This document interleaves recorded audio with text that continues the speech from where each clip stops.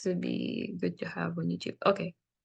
So we're looking at the reading section in general. So I'll just go over what we've done so far. We said, first of all, you need to be able to tell, is it a reading question or a writing question? Because that determines the approach that you take, right? If it's writing is completely different from reading.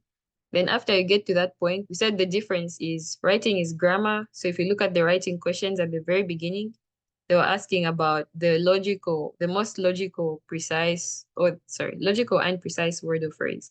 Reading is passage content based. So to ask you about the main purpose of the text. So you have to read and actually understand the content of the passage. So that's the difference between reading and writing. And then we said, after you get to knowing what type of reading question it is, knowing that it's a reading question, then you have to know what type of reading question is it. And that's why we looked at the passage questions and we saw there's main purpose, function, literature, evidence, infographics, and inference. And these are all the types of questions you're going to see. Like all of them can somehow fall into those categories. So any questions so far?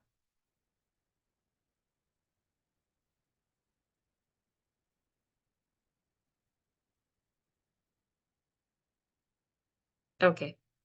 Also, I'm still looking at the chat. So if you want to type your question in there, or if you don't want everyone to see, you can directly send your question to me. I'll still answer it. Okay. So those are the types of questions that you're going to meet on the reading section. So now we know the first thing you should do, right? Now let's talk about general strategies for reading. General strategy. And you guys have it really good because for us, we had like a 90 sentence passage we were looking at. So it took a lot of effort to like filter through, okay, which part of the passage is this question from? But for you guys, it's literally a paragraph like you have seen. So it's really good that you have this and take advantage of it. You don't have a lot to read. So the best thing that you can do, like I keep emphasizing, is understand the type of question, understand what they're asking from you, because that will really help you. And first strategy is read the question first. In fact, you've already done this. For you to figure out what type of question is it, what type of question it is, you have to read the question. So you read the question first. Why do you read the question first? Because if you read the passage and then you read the question, then you're not really reading with a purpose. So you have to go back and read the passage again. And remember, the SAT, time is not your friend. That's one of the big things about this exam, is that the math is easy, but the time makes it harder. So then you have to figure out, oh, how do I solve this faster, So it's very important that you save time as much as you can. So if I already read the question and I'm like, okay, it's asking me for the main purpose. When I'm reading through the passage, that's what I have on my mind. I'm thinking, okay, how do I get the main purpose?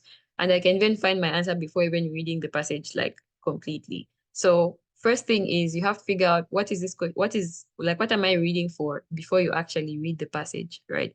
So always read the question. And then when you're reading the passage, you read everything. How do I put that? Read the introduction also. Okay, so if you look at this page that we're looking at, question 7.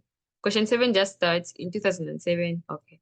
Question 8 has this before and then the passage. Everything that the SAT puts there is necessary. I know it's easy to like just shun this and go straight. I've met people who do that and go straight because you're like, oh, time is running out. But you will need that to answer the passage. Sometimes you need it to understand the passage, which is very, very important, right? So always read everything. So you read the question, okay, you know what the options are, and then you read the introduction and the passage. The next thing that I advise is have an answer. So let's say come up with your own answer. The SAT is not dumb, for lack of a better word. Okay. So if you look at the answer options that are there, they're not completely wrong. Like, I always remember primary school when you're going through the answer options and there'll always be that answer that's just like off. Maybe they'll be like, okay, option A, 22, option B, 30, option C, 20. And then option D would be something ridiculous, like, I don't know, carrot. You're even laughing to yourself, like, this is obviously not the answer. The SAT is not like that. All the answers that they put are very strategic. They do that based on the common mistakes that people make, right? They do that based on, they're like, oh, they capitalize on your mistakes, right? So it would be like, oh, this is part of the passage, but it's not the main idea. So let's put it there. Someone is going to choose it. Oh, this is this. So let's put it there. And I'm sure if you've practiced through an SAT exam, there are times when you're so convinced like this has to be the answer, but it's not. Why is it like that? Probably because you didn't understand the question, right? So they're really banking on you. Like for you to get an answer, you have to understand the question, understand the passage. All of both of those together are what lead you to the answer. And trust me, there's always only one answer. Like, I mean, there always has to be one answer. This, like, I don't know if you realize how high the stakes are for this exam. It's a worldwide exam.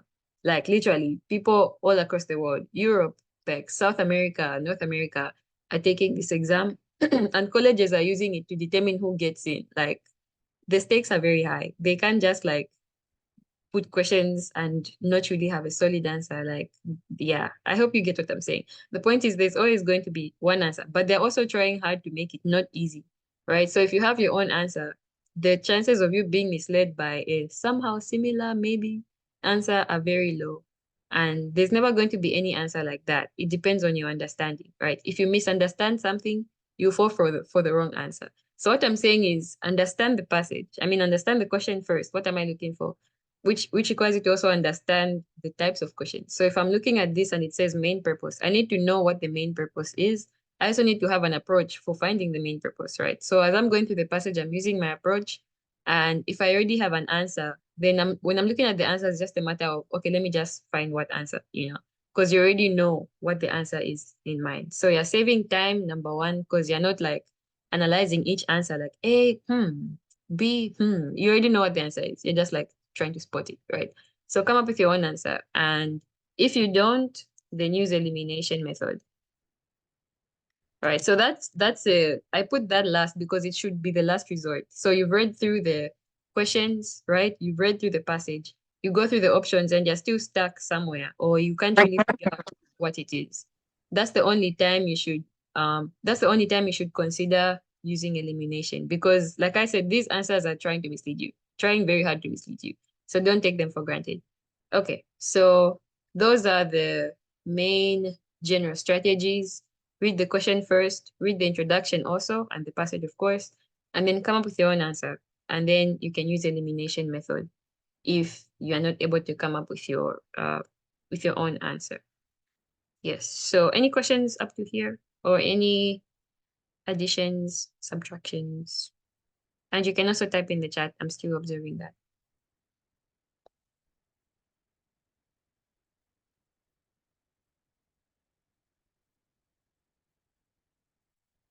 Okay, great. So I'm going to add a fourth, which is think like the College Board. And this applies to every type of section that you're going to go through.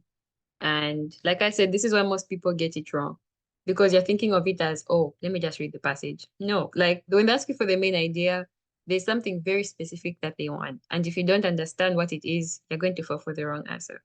So you really have to get into the minds of the College Board, think about it like, what do they want when they say this is the main idea? And the best way to do that is to practice very specifically. So if you go through like I said, I assume most of you are in the WhatsApp group. If you're not there and you somehow got the link and you want to join, please send me a direct message with your number and I'll add you.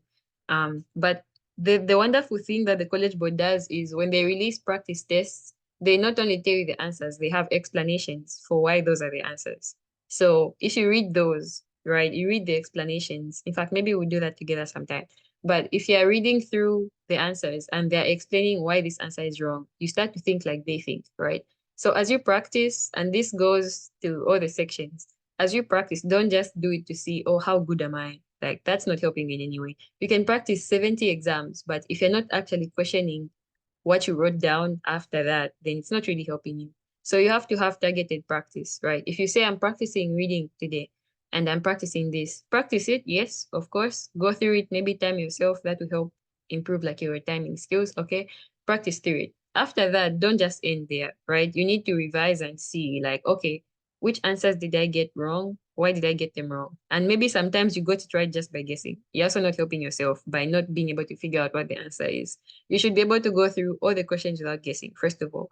And if you got something wrong, like, figure out, don't just say, oh, this is the answer like, okay, why is that the answer? why did I think that was the answer in the beginning? Because then you're dealing with your weaknesses. You're dealing with the problems that you have, and you're going to get better and better with time. So don't just do it to make yourself feel good. Like, oh, today I got 1,200. I'm so happy. Where did that come from? Maybe you just guessed everything, you know. Maybe you were still debating between two answers like half the time you're going through the exam. That just means you don't really understand what is being asked of you. So I can talk for hours. I talk a lot. But the biggest thing is really like be intentional about your practice. Don't just do it and forget about it. Like spend time studying your answer sheet. Study it and see. Maybe we can even be marking as you go by, like, oh, question one, I guessed. I'm going to put a star so that I know to revise it properly. And then, then you can get better like that. Okay, so that's the major thing. For those who joined a little bit later, we went to the basics of the reading section because some people had shared that this is when they're starting out. And so it's really important to have that basic, like to know what to expect, to know what to do in general. So we've done that. So now it's open to you guys. There are options that we can do with the rest of this lesson time, about 30 minutes or so. So option one is to study. So obviously we'll be looking at the types of questions, like I said, from now. The main thing to look at is the main idea. Okay. So there are two approaches we can take. We can have a more theory-based lesson about the main idea, or we can just practice, or we can have a combination of both. So what do you guys prefer? Would you want us to have a lesson on the main idea, or would you want us to just practice, or do you want us to have a lesson and some practice? And feel free to type in the chat or speak out loud. But yeah, based on you guys, whoever speaks first will have the last say.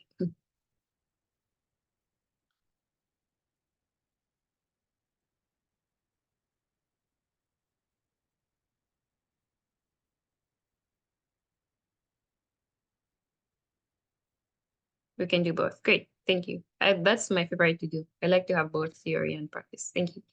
Okay, so we do both. Normally, I would share a document, but I have not updated it in a while. I should do that. I'm going to write myself a note to do that. It's mostly based on the old SAT, so most of the stuff there is not as necessary as it should be,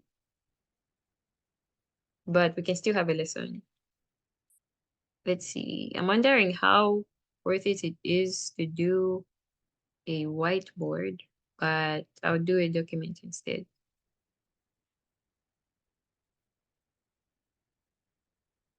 Typing is way easier than writing on the screen. Okay. Again, I'm still looking at the chat and I like being interrupted. So let me know if you have any questions or you missed something that you want me to repeat. If you're in the WhatsApp group, you've probably, hopefully, seen the cheat sheets. They're more relevant for writing because it's, like I said, it's grammar. So I'm just going to do that. Like I said, writing is grammar. So it's very relevant because it tells you all the grammatical rules in a summarized way. So if you want to revise them quickly, you can do that, or just like help yourself accumulate them better. And math, it's formulas, so very helpful. Reading, I need to redo, and I will do that hopefully this week. Not this week, next week, before the next lesson. Okay, so we're looking at the main idea. And first thing that we have to know is, what is the main idea? Funny thing is, that was the first point that I just brought to the bottom. So this is still useful. So the main idea is the topic plus the so what. It's really important to understand that it's not just the topic, right? Okay. The example that I like using is, imagine I'm giving you a speech about laptops because I love laptops so much. Okay. So the topic is laptops. The topic is, let me put that in there. The topic is the subject, or the most people say the most mentioned word in the passage, right? So basically, who am I talking about, or what am I talking about? That's very easy to know because I'll keep saying, oh, laptops are this, laptops are that. I love laptops. Laptops love to do, and laptops and laptops. So the topic is just the subject of anything that's being talked about. But the thing is, how many things can I say about laptops? I can talk about how amazing they are. I can talk about how they were discovered. So basically, I can say many things about laptops. So it's not enough just to know that this passage is about laptops. what is being said about laptops, right? So what is being said about it? That's the so what. And that's very important. That's what makes it the main idea. And it's called different things. I can already see in the new SAT they just call it the main idea. It could also be called the main point or the central claim. It's something that points to it being like the major thing in a passage. Okay, so you need to know what is being said about it. So if I've been talking all day about how laptops are amazing, then you know that my talk is about the beauty of laptops, right? But I'm not just going to keep saying laptops are beautiful and laptops are beautiful and laptops are beautiful, right? I'm going to add more stuff about it. So I'll be like, oh, laptops have really bettered the lives of man. And they have processing power and you can do many things on them. They store and they last long. So if I'm reading that, the major thing that you can see, like you have to be able to step back and get the theme of what am I saying, right? I'm not going to say, oh, what's the central point? Okay, central point is that laptops have processing power and laptops have it's right. I can summarize all that and say laptops are good. That's what I'm saying. All of those are advantages of everything. So you have to step back. I hope that makes sense. You have to step back and see like how would I summarize, and I use summarize very loosely because most people think summarizing is saying everything that you've said. Wait, I'm very curious. Is anyone in debate in the chat? Like has anyone taken part in a debate before or was part of the debate club or something like that?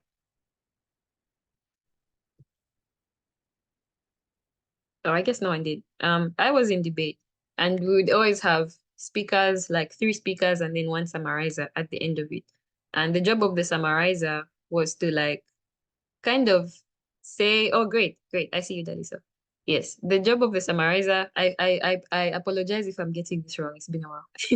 But yeah, the role of the summarizer was to like give the strongest point, like not introduce something new, but like kind of sum up everything without saying everything. Because the summarizer didn't have like, okay, imagine three speakers had 1 minute each. Summarizer didn't have 3 minutes to say everything that was previously said by the other speakers. The summarizer was supposed to like take the main point of everything, basically. Like, how would you summarize everything that has been said and then leave it with a punch, right? So I'm just trying to like reinforce everything that has already been said. I say that to say summarizing is not saying everything that has already been said. That wouldn't be summarizing. But I feel like that's what most people understand the term summarize to be, right? So you're not repeating everything that has been said. You're saying if I was to like condense all of this into one sentence, what would that sentence be? So what is the most important point about what I'm saying? And do practice. So this is all going to make sense. But don't fall into the trap of saying, oh, I saw this one sentence and I liked it. That's the main point. No. Does it really like capture the whole essence of the passage, everything that has been said? Okay, so now we know what the main idea is. We know it's the topic, which is, like I said, what is being said the most or what's the subject. And then you say what is being said about it. So you summarize it, you kind of step back. And if you were to say everything that has been said in one sentence, what do you think would accurately do that, right? So it's really important to know what it is, right? So now we're going to talk about how do you find it. And like I said, there's more depth into what the main idea is and what it's not in the textbook, but you have the textbook, you can read it. This is supposed to be a more targeted, more step-by-step approach. Okay, so how do you find it? Of course, the first step is find the topic. And if you're doing this, if you're following, if you're following the general strategy at this point, by the time you're reading the passage, you already know what you're looking for. So you're actively reading a passage and you're actively figuring out what the main idea is. Most likely, or not most likely, the topic will be in the first sentence. So by the time you're already just finishing the sentence of the passage, it's going to be the subject of the first sentence, especially because of how short your passages are. They don't have much room to like have a whole sentence about something random. Like, you know how you start your composition? You're like, my name is this, okay. Next paragraph, then you start what the topic is about. Like that, they don't have time to do that. Like they have to already be on it from the main point. So by the time you're reading the first sentence, you already know like, okay, what's the topic? My approach as you read the rest of the sentences is make a story. I'll put it that way. Make a story out of it. If you treat each sentence as something different, you're not going to see the connection between them, right? But if as you read, my approach is when I read a sentence, okay, so I read the sentence and I'm like, okay, so this is saying this. So if I read the sentence, I can just sum it up in like a word or two. I'm like, oh, this is talking about this. Okay. I read the next sentence. I add it to what I said. So it's not going to take me like 17 years to do that. I mean, we'll practice together. It doesn't take a long time. And that's the trap. Feeling like even useful things are taking too long, but when that would save you time with finding the answer. So it's worth doing that, right? So I'm reading through and I'm making a story. By the time I'm done with the passage, I'm going to know what has been said in connection to everything that was said in the beginning. So it's not like by the time I get to the fourth sentence and I'm like, oh, now this is introducing the main idea. No, it's going to be there from the very beginning to the very end, especially because of how short your passages are, like I said. So you make a story as you read the passage. That is really, really, really important. And that's it about the main idea. It's the topic, what is being said about it. It summarizes the point of the passage. How do you find it? You make a story as you read. So you make a connection. And this is going to be very helpful for each type of question. Because if you're able to understand what the main idea is, then you understand the passage. And you need that for every type of question, especially function, which we'll look at hopefully, well, the next time we have a reading lesson, right? So you really need to make sure you know the main idea, even when you're not being asked about it, because it will help you in some way, shape, or form. Now, let's talk about pitfalls. Like I said, they're really capitalizing on, or let's say common mistakes. They're really capitalizing on you um, falling for the mistakes that they used to make their options, like the other options that are wrong. So common mistakes are what can I don't know how to phrase it. So the first common mistake is you picking an answer because it looks familiar. I'll say familiarity. And you guys know what I'm talking about. I'll make these notes better. But yeah, familiarity, right? So if you read a passage and they're like, oh, I did see a sentence about like the goodness of laptops. I saw something about it. And you go for an answer that says, and you go for an answer that says something like that, it's probably not the answer. So you have to go beyond. Okay, so if I'm reading a passage and it's all about like the example I gave about laptops, and I'm like, oh, it talked about their processing power. Okay. And they asked me what's the main idea. And I see an option that says they have good processing power. I can't just be like, oh, I saw this in the passage, so this is the answer. It's not the answer. It's not the main idea, right? So this is where you really have to understand what the main idea is. Because then you're able to like go beyond and like filter out the content in the passage that's not directly relevant to what you're looking for. So don't go for an answer just because it looks you've seen it before somewhere. Is it the main idea that you're going for? And then the next mistake that people make is answers that are not correct. So as I said, there are very high stakes for this exam. Like there's not going to be two answers that might be correct, or there's not going to be an answer that has even one word that makes it wrong. Like you really have to be very detail oriented when you're going through the answers. So if you have an answer that kind of talks about the topic, but then says something that's not correct according to the passage, is wrong. Like you never pick an answer, or there will never be an answer that's chosen, but then it's wrong according to what you've been given. Basically, when you're reading passages, you have to assume you don't know anything outside of that, because that's the common ground you have with every other test taker in the world. So you assume everything that you know is from the passage.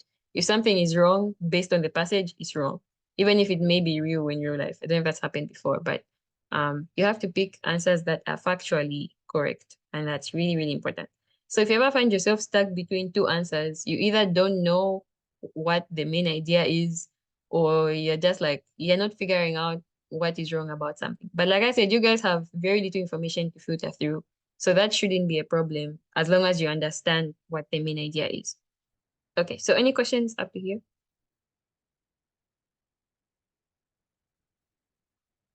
And you can still type in the chat. I'm still watching that.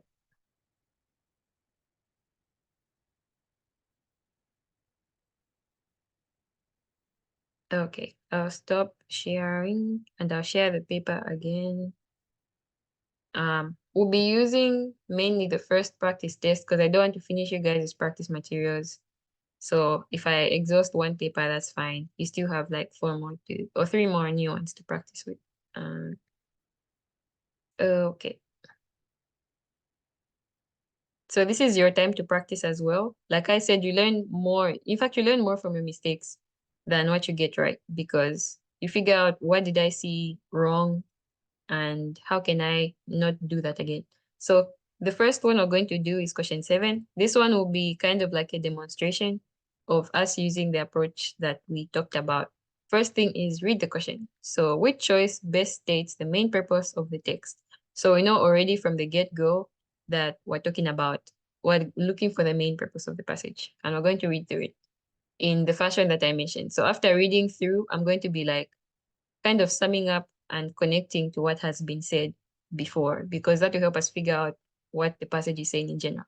So sentence 1, in 2007, computer scientist Louis von Ahn was working on converting printed books into digital format. So I would say from the get-go that the topic is like the digital format, like he's converting them to that. So I'd say maybe this is about that. And maybe I'm wrong, but I'll figure it out along the way. Okay. Sentence 2, what does it end there? He found that some words were distorted enough that digital scanners couldn't recognize them, but most humans could easily read them. Okay, so what is this saying? It's the goodness. It's kind of the goodness of the digital format that he found that words were distorted, others couldn't read. So basically he said, so because I know from the first sentence, I'm talking about digital format. I know what to get out of this because this is a long sentence. It's talking about recognition and scanners and humans and reading. But because I'm already connecting it to digital scanners, I know like, okay, humans, or it's talking about the goodness of digital. Okay. Next sentence. Based on that finding, Von Ahn invented, wait, let me highlight the sentence. Okay. Based on that finding, Von Ahn invented a simple security test to keep automated bots out of websites. Okay, so he used that finding to do something good. Okay. Next sentence. The first version, let me highlight it first. The first version of the reCAPTCHA test asked users to type one known word and one of the many words scanners couldn't recognize. Okay, so this is what he made out of that. Okay, and he used it basically. Last sentence. Correct answers proved the users were humans and added data to the book digitizing project. So if I was to state my own main idea from this, it has to be, of course, about the goodness of digital scanning, right? Okay, and that goodness is what led to the invention of the reCAPTCHA. Okay, but overall, it's just digital scanning and its goodness. So if I'm going through the options, okay, we're going to go through A. I know what I'm looking for, right? A says to discuss Von Ann's invention of reCAPTCHA. Okay, I would say this is relevant. It talks about the goodness of digitizing. So let's skip A. Let's go to B. B says to explain how digital scanners work. No, it wasn't talking about. I mean, so this is an example of an answer that's familiar. Like, oh, I did see digital scanners, but was the whole passage talking about how you can open them and use them and the software? No. So B is out. C says to call attention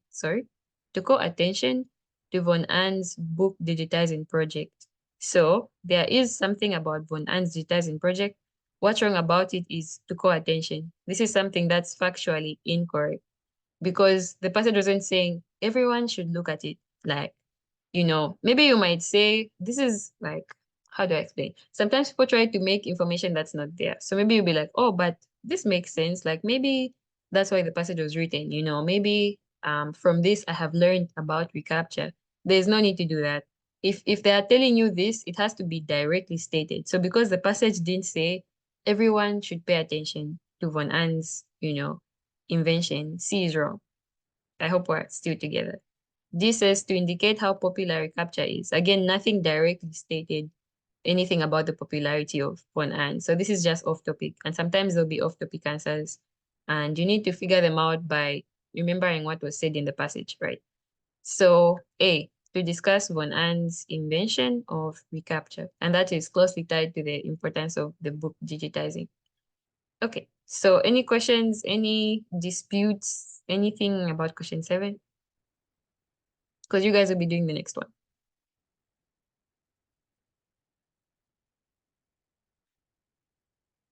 Okay, great. So we've gone through a question, the approach. So we said question first, passage next. And then we came up with our own answer before reading the options. And by the time we got to the options, we weren't able to see like what's wrong with this because we already know what we're looking for. And that's the point you want to get to. You want to get to a point where you're even able to argue why some answer is not the right answer. Okay, so 7, we've done it. Let's look for another main purpose. Let's see. I know I skipped one, but let's see. That one is more poetic. So let's go to module, the next module. Main purpose. Okay, let's do question 8. I feel like we've done question 8 a lot. If there's no other one, we'll do question 8. Okay. Okay, I give in. We'll do question. The one after this was 10. Okay. So I'm going to read the question and then the passage, and I'll leave it to you guys to figure out what you think the answer is. So I'm just reading through it, and it's up to you guys to figure out what you're looking for. Okay, so it says, what is the main idea of the text? When I read title and passage, it says, the following text is adapted from William Shakespeare's 1609 poem, Sonnet 27. This poem is addressed to a close friend as if he were physically present. Where with toil I hurry to my bed, the dear repose for limbs with travel tired, but then begins a journey in my head to work my mind when body's works expired. For then my thoughts from afar where I abide begin a zealous pilgrimage to thee, and keep my drooping eyelids open wide. Okay, so I'm not going to read through the options because the goal is for you to come up with your answer before reading the options. So I'll leave it to you guys to read through, figure it out, and when you figure it out, you can message me directly in the chat, or you can just put it in the chat what you think the answer is, or you can speak out loud. Also, if you eliminate one, you can also let me know like, oh, I think B is not the answer. So we're figuring this out together. Okay.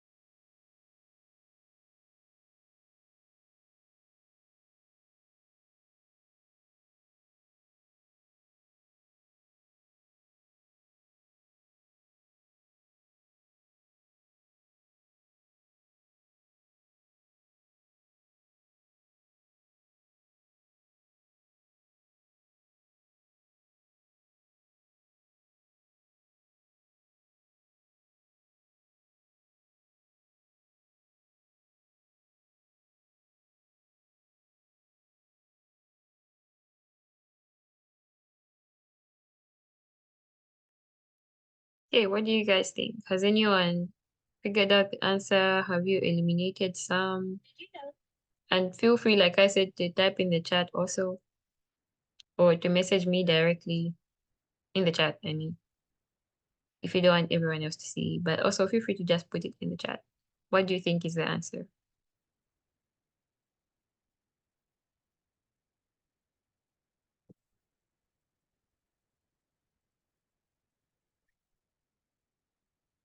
D, okay. Anyone agree, disagree, or did you find something else?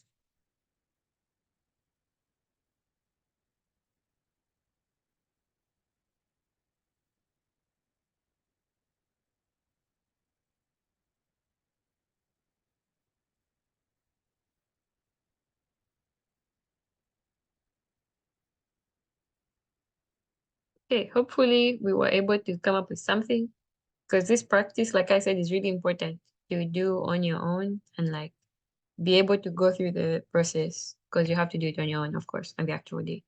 Okay, so let's go through. So we have D as an option. So after reading through the passage, let's look at D. So let's just start from the answer and qualify or disqualify it. So it says the speaker is thinking about the friend instead of immediately falling asleep. Okay. And let's read through the passage again and kind of like do the approach where we are kind of connecting. So it says, where is Toyo? Oh, first of all, the passage says something really, or the introduction says something really important, that the friend is not there. It says as if he were physically present.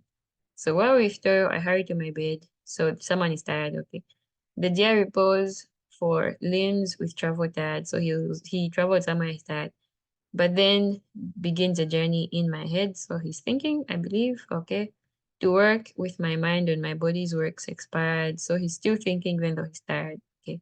For then my thoughts from far where I abide, okay, his thoughts begin a zealous pilgrimage to thee. So and we says, it said it's addressed to the close friends. Obviously, thee is the close friend. Okay. And keeping my drooping eyelids open wide. So I definitely agree with D. It's about, obviously, he's thinking, like we saw in many parts of the passage, and he's not falling asleep because he was on his bed. Okay. And the last sentence says, keeping his drooping eyelids open wide. So thank you for that. I agree with D. So let's disqualify the other answers. A says, the speaker is asleep and dreaming about traveling to see the friend. Okay, this is an example of something that's partially correct. The last part says dreaming about traveling. So it's easy to, because of all the thoughts, my mind begins a pilgrimage. It's easy to assume that he's asleep and dreaming, but the last sentence says his eyelids are open wide. So this is factually incorrect because of saying he's asleep, and that means he's not dreaming either. So be careful for such things. B says the speaker is planning an upcoming trip to the friend's house. So this would be a misunderstanding of the zealous pilgrimage to the, but what makes us know is that we know he's on his bed, like travel tired, if you're following the passage properly and connecting it, it's easy to see that, he's not actually traveling physically. Excuse me. C says the speaker is too fatigued to continue a discussion. Nothing about a discussion, so that's just off topic. Okay, so D is our answer. It agrees. First of all, it's correct. It agrees with the information in the passage. Secondly, it does a good job of summing up everything in the passage.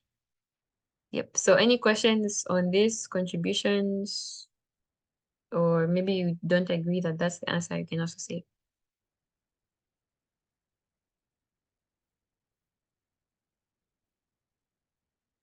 Okay, great. So we've gone through, okay. Seems like people are having very bad connection issues today. But yeah, I'll post this on YouTube. So we've gone through the types of questions. How do you figure out if it's reading? How do you know which type of question? And we've looked at the main idea. We'll see how the next lesson goes. We might practice a little bit more on the main idea before moving to function. But it's really important to, like I said, the main idea will help you even on non-main idea questions. So in summary, we said you read the question, and this applies for all the questions. Read the question, read the passage. I'll keep repeating it so it sticks. Yes. So read the question, read the passage, come up with an answer, and then look for it amongst the questions. Because then you're less likely to be misled by whatever information is like twisted or not there in the answer. So make sure you do that. Okay, so that's it. Unless there are any questions, like I said, I'll post this on YouTube. But yeah, any questions, contributions before we end the lesson?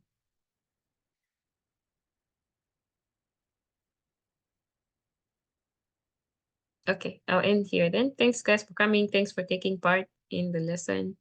And I will see you the next time we have reading. And I'll end the lesson now.